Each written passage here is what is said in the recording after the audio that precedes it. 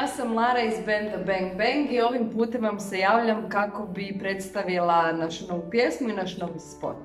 Riječ je o pjesmi Do kosti. Tekst i glazbu potpisuje Hrvoje Prskalo i znam, to nije ništa novo. Spot je radio Raul Brzić, od dua Raul Brzić i Ljubo Zdilarević. Ljubu Zdilarevića smo poslali na godišnji odmor. Bio je potreban cijeli jedan tim da taj spot izgleda tako kao što izgleda. Tu je Ana Jurjević koja potpisuje kostime, Tena Bašić zadužena za make-up i Katica Topčić koja je bila zadužena za moje frizure. Nadam se da će vam se spot svidjeti, to je jedan od šarenijih spotova koji je Bang Bang snimio.